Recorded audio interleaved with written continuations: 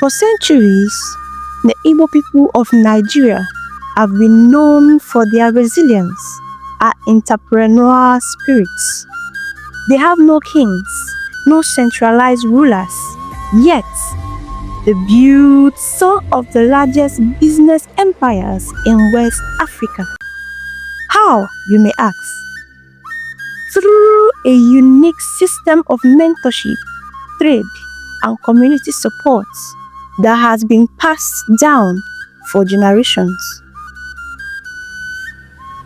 This is the Igbo Apprenticeship System, a powerful economic model that has produced thousands of millionaires and built thriving business communities.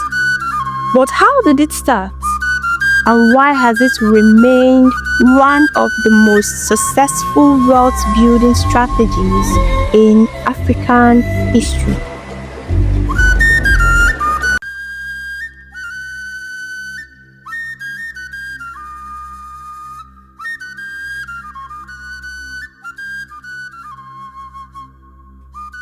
Long before colonialism, Igbo society was built on commerce. Unlike other African cultures that depended on centralized kingdoms, the Igbo operated through decentralized trade networks. Wealth was not inherited, it was created through hard work and strategic alliances. The apprentice model was simple. An established businessman took in a young boy, trained him in the art of trade, and after years of service, helped him start his own business. This ensured that knowledge, capital, and wealth circulated within the community.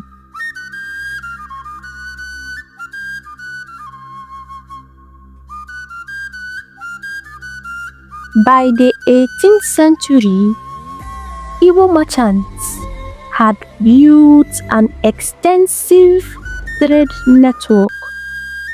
They specialized in palm oil, textiles, and iron tools, which they exchanged with European traders. This system created a thriving merchant class that relied on apprenticeship to sustain their businesses. As Igbo trade expanded, the apprenticeship system became more structured. Young boys called Nwaboy were sent to live with their masters, working under them for several years.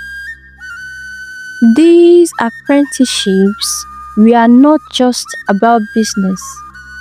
They taught discipline, patience, and strategic thinking.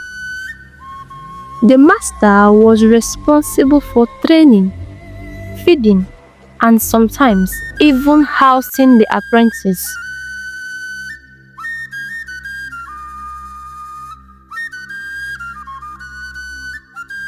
The beauty of this system is that it ensures economic independence. By the time an apprentice is settled, he already has years of hands-on experience, financial literacy, and a ready-made business network. This system has remained strong for centuries. But how does it work today? And how has it helped Igbo communities recover from economic disaster, especially after the Nigerian Civil War?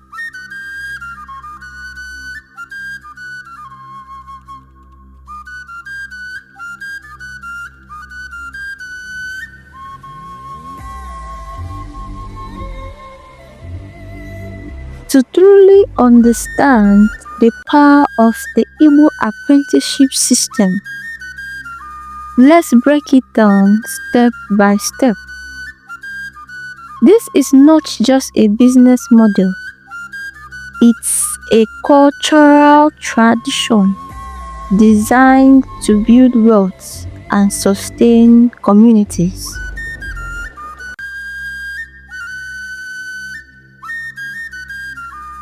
The process begins with a young boy, typically between the ages of 10 and 15, is choosing to learn under a master. This decision is often made by the family, who identifies a trustworthy businessman within the community. The apprentice is then sent to live and work with his master. For many young boys, this is their first exposure to the world of trade. They start with small tasks, cleaning, carrying goods, and observing transactions. But every moment is a lesson. Training is rigorous but rewarding. The apprentice learns not just how to sell, but how to think like an entrepreneur. They are taught essential skills such as 1. Customer relation. This includes raising clients, building trust, and handling complaints. 2. Negotiation tactics. Learning the art of bargaining. 3. Financial discipline. Understanding how to reinvest profit. 4. Supply chain management. Identifying reliable suppliers, managing logistics. 5. Problem solving. Learning to adapt to market fluctuation. By the 3rd or 4th year, the apprentice is no longer just an observer. He is an active participant. He begins to handle customers independently, negotiate deals, and even manage stocks. This hands-on experience is what makes the system so effective.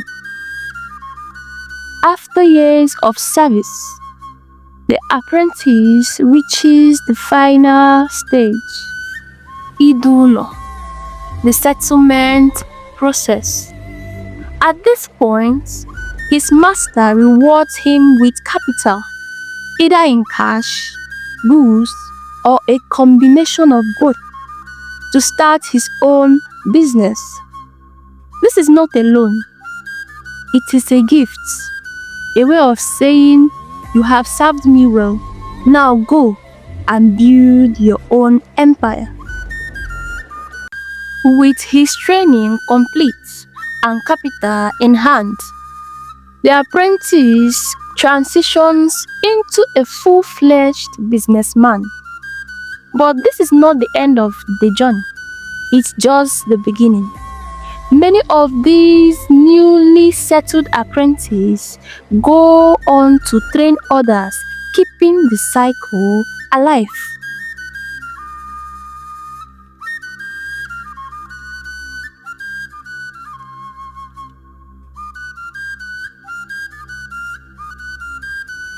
The Nigerian Civil War was a dark chapter in Igbo history. From 1967 to 1970, Igbo communities faced massive destruction. Businesses were ruined, homes were lost, and entire markets were burned to the ground. To make matters worse, after the war, the Nigerian government introduced the infamous 20 euro policy, which restricted Igbo people to just 20 euros, regardless of how much they had in their bank accounts. before the war. With no capital, no businesses, and no external help, many wondered, how could the Igbo people ever recover? Faced with economic ruin, the Igbo turned to what they knew best: business. And at the heart of this revival was the apprenticeship system. Established businessmen, even those with only little left, began taking in apprentices again. But this time, it wasn't just about making money. It was about rebuilding an entire people. By the 1970s, Igbo markets were thriving once more. A new generation of entrepreneurs emerged, many of whom started with just 20 euros and the guidance of their masters. The system proved to be an economic miracle, one that governments and institutions could not ignore. This cycle of mentorship and settlement turned post-war victims into successful entrepreneurs, lifting thousands out of poverty, and even today, its impact is still visible across Africa. But what makes this system truly powerful?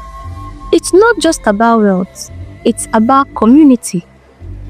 In the next phase, we will explore the long-term benefits of this apprenticeship system and how it continues to shape African economies today.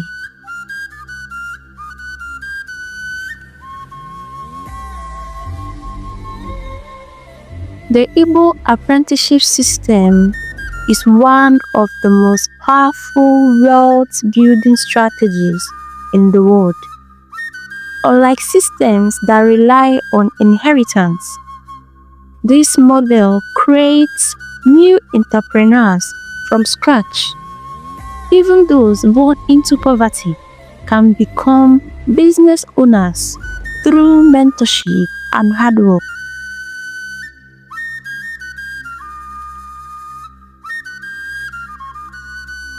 Third Chief Innocent Ifediaso Chukwuma, founder of Innocent Motors. Like many Igbo entrepreneurs, he started small, learning from established traders before building Nigeria's first indigenous automobile company. His success story is a testament to how apprenticeship transforms lives.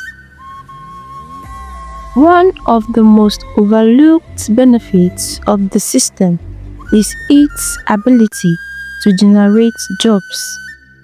Every successful apprentice who becomes a business owner goes on to train others, creating a ripple effect of employment. In Igbo communities, business is not just about personal success. It's about lifting others. This is why entire villages benefit when just a few entrepreneurs succeed.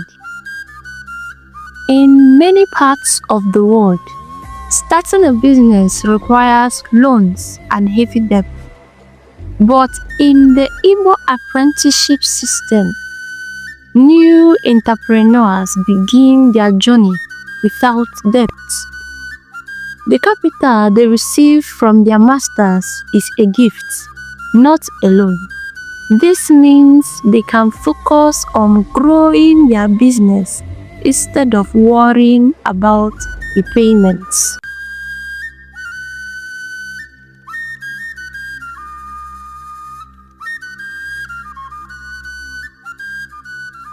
Unlike traditional education, the apprenticeship system teaches real-world financial discipline. Apprentices are trained to reinvest profits, manage risks, and avoid reckless spending. This culture of delayed gratification is a key reason why Igbo entrepreneurs succeed where others fail. The length of apprenticeship varies depending on the business and the master's preference, but on average, it lasts between 3 to 7 years. Some apprentices complete their training early if they show outstanding business skills. However, this is rare, as most masters prefer to fully groom their apprentices before settling them.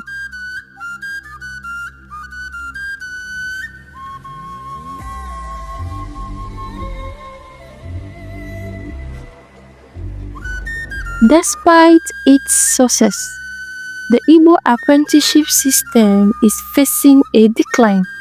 Several factors have contributed to this.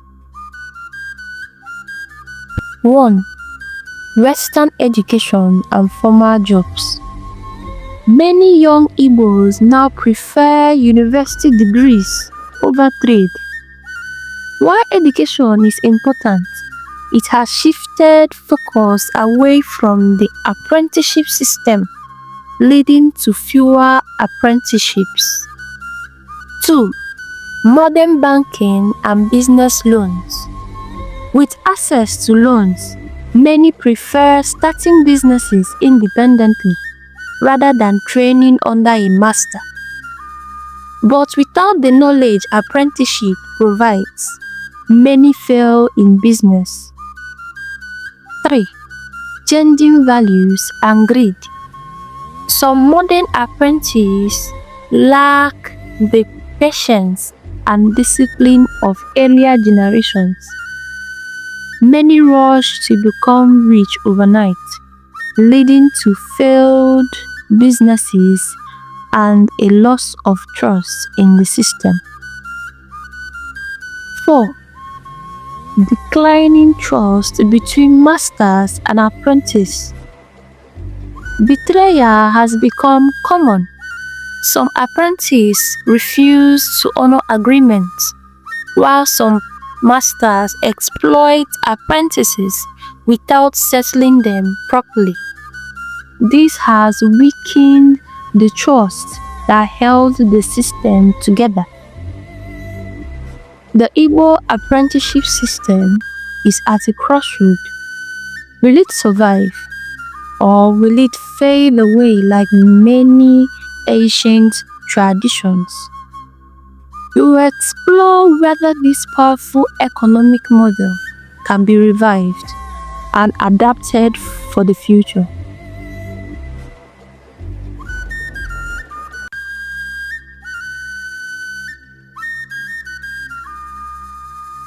The Igbo Apprenticeship System is more than just a tradition. It's a proven economic engine. Studies show that the system has created more millionaires in Nigeria than any government policy or banking initiative.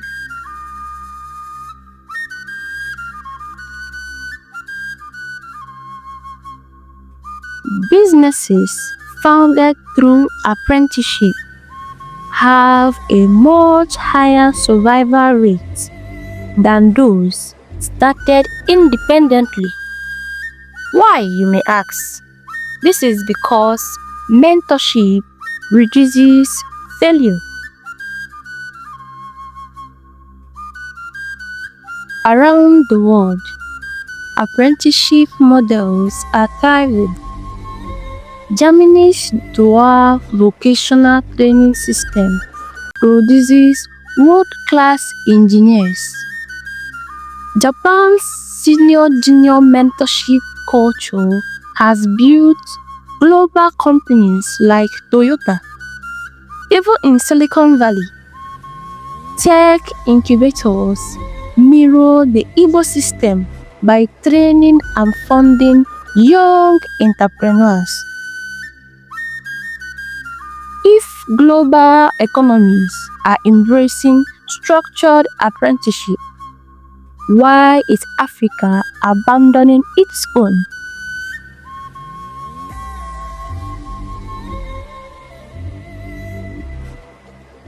One way to strengthen the system is through government support. Countries like Germany and Switzerland offer tax incentives to companies that train apprentices. If Nigeria adopts a similar policy, more businesses will be encouraged to participate.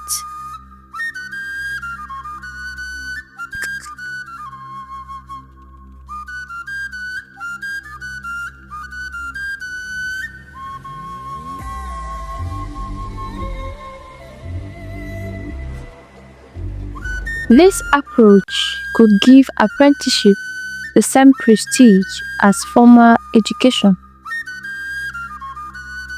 The world has changed, and so should apprenticeship. Today, young people are more connected to technology. By integrating e-learning, digital bookkeeping, and online marketing into the apprenticeship model, we can make it more attractive to the next generation. Now, imagine an Igbo apprenticeship app where apprentices can log their daily learning progress, receive feedback from their masters, and also access business resources. One major reason for the system's decline is the loss of trust. In the past, agreements were based on honor.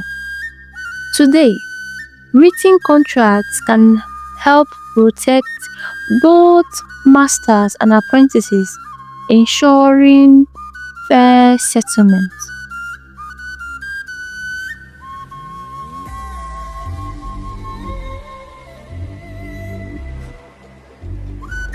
Traditionally, the Igbo Apprenticeship System focused on trade and commerce. But what if we applied the same model to tech, finance, and manufacturing? Imagine a system where young Nigerians are trained in coding, engineering, and renewable energy, just like they were trained in trading decades ago.